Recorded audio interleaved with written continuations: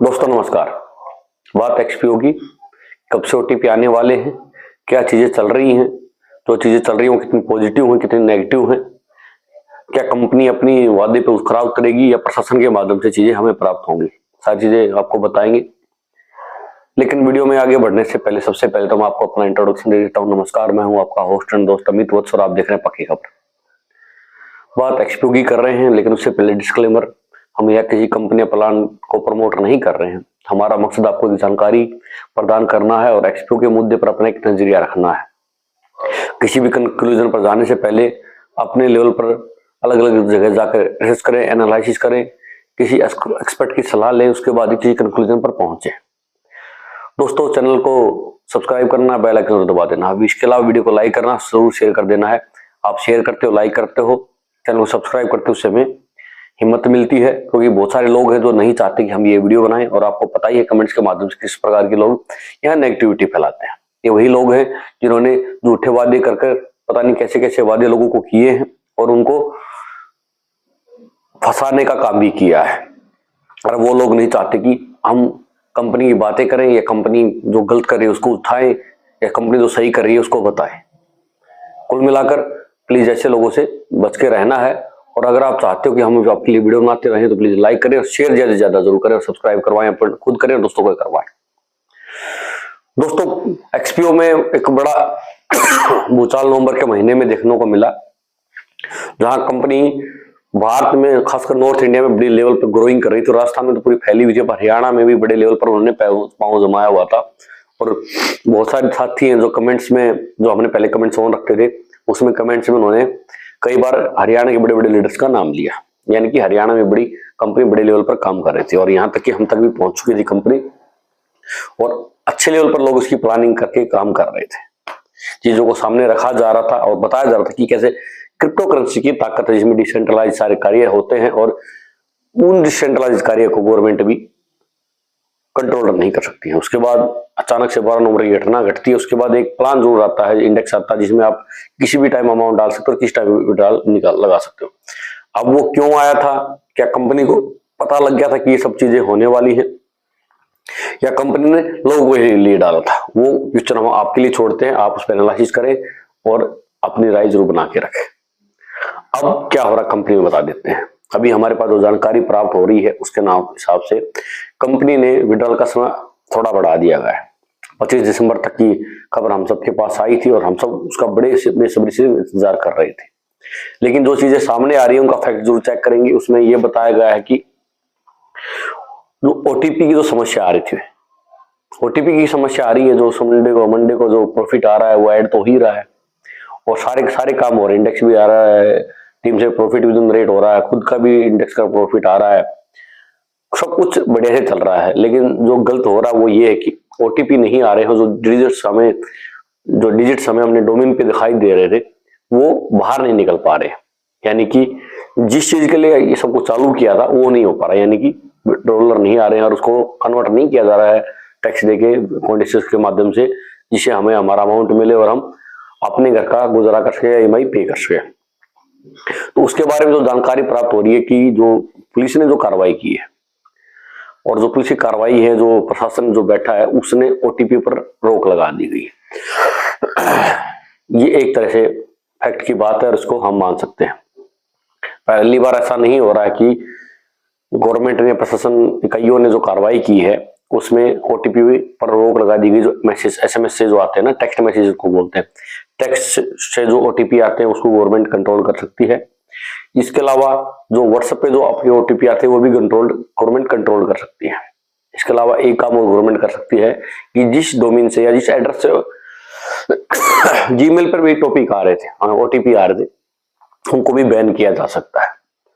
तो इस बात में थोड़ा सा लॉजिक समझ में आ रहा है, लेकिन जो समझ से परे जो बात मेरे को आ रही है वो ये है कि कंपनी कह रही है कि उसकी जो लीगल टीम है, जो बड़े लेवल पे कार्य कर रही है, वो चीजों को समतल करने के लिए, समूथ करने के लिए लगातार प्रशासन से संपर्क कर रही है और जो जो चीजें उनके द्वारा मांगी गई है, जैसे इकोनॉमिकल अगर आप काम करते हो और गवर्नमेंट आपको मानती कि आप चोरी कर रहे हो, तो उसके लिए मेरे हिसाब से कुछ प्रावधान दिए गए हैं। हालांकि मैं एक्सपर्ट नहीं हूं उन चीजों में, फिर भी जो मुझे नॉलेज उसके हिसाब से मैं अपनी बातें रखने की कोशिश कर रहा हूँ।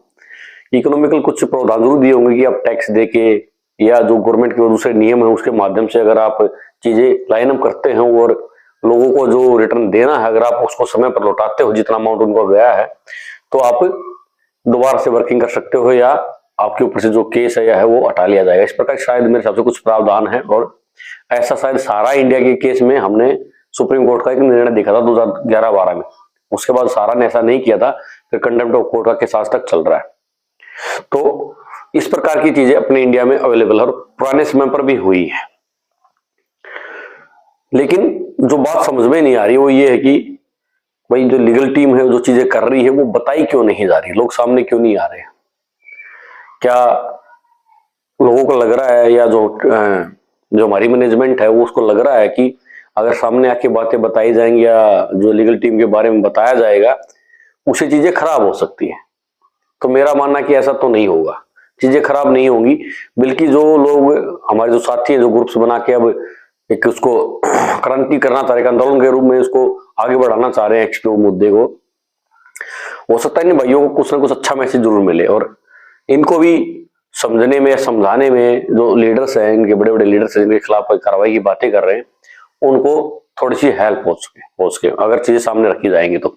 यानी कि अगर चीजों को ट्रांसपेरेंट रूप से माफ कीजिए, अगर चीजों को ट्रांसपेरेंट रूप से सामने रखा जाएगा और हर एक इन्वेस्टर के साथ शेयर किया जाएगा तो मेरे हिसाब से चीजें ज्यादा स्मूथ रहेंगी। क्योंकि कंपनी का एक ऑडियो भी वायरल हुआ था, जिसमें एक बड़ा कोई लीडर है जो ये कह रहा है कि हमारी रिक्वेस्ट ये है कि अलग अलग जो आपके स्टेट्स है वहां कंप्लेंट दर्ज ना हो जिससे मैच ना फैले।